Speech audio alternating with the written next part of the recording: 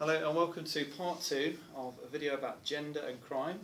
The question is outline and assess the view that male patterns of crime are a result of the culture of masculinity, 50 marks, for OCR G673, Sociology A2 exam. Heidenson argues that the culture, masculinity but also femininity explains male patterns of crime, pointing out that there's more control over women, there are therefore less female criminals. She agrees that there's a 5-to-1 ratio of male to female crime. So people supported by feminism as a result of patriarchy, women are controlled to keep men dominant.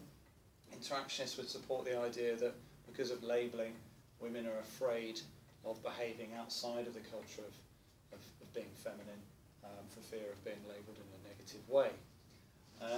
Messerschmitt and Miller could be seen as underplaying the role of femininity as they focus on masculine concerns and class factors, and this might be supported by feminists like Heidenson, as this translates into crime statistics as much as the culture of masculinity.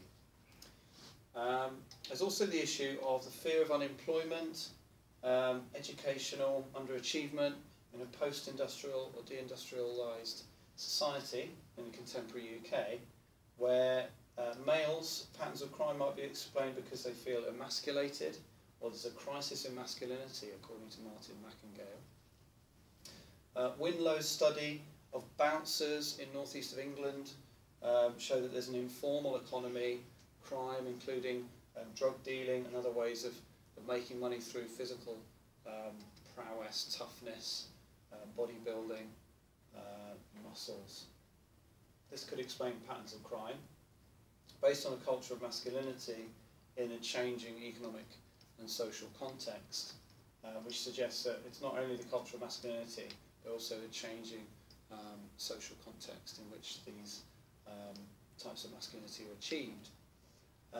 That would be supported by postmodernists who would argue that there's increasing change in the way masculinities are performed and asserted. Marxists argue capitalism predates patriarchy, so they might argue that the idea that the culture of masculinity explains male patterns of crime is overemphasising that issue and underplaying the issue of the economic system of capitalism. So it's overplaying social and cultural factors to do with gender and underplaying economic factors to do with social class. Marxists point out material deprivation and poverty are key issues which explain male crime.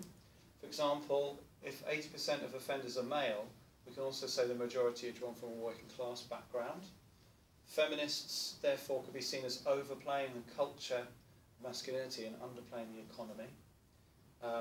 Marxists would be supportive of feminists for taking a critical or conflict perspective in terms of competition between groups and exploitation, but they'd say that the competition and exploitation is focused on class, not only gender.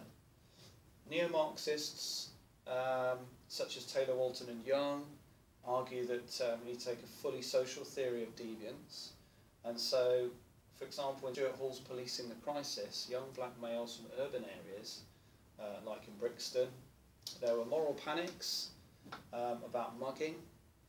Deviance amplification was a result of labelling of these individuals. The argument is therefore that the culture of masculinity is not the only issue.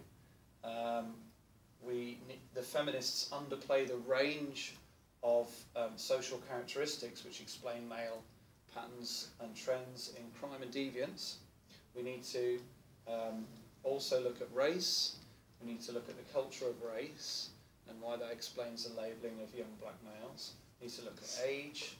We need to look at the fact that they come from a certain income category in a context of capitalism and unemployment. So the feminists and the cultural masculinity view probably overplays gender in this case.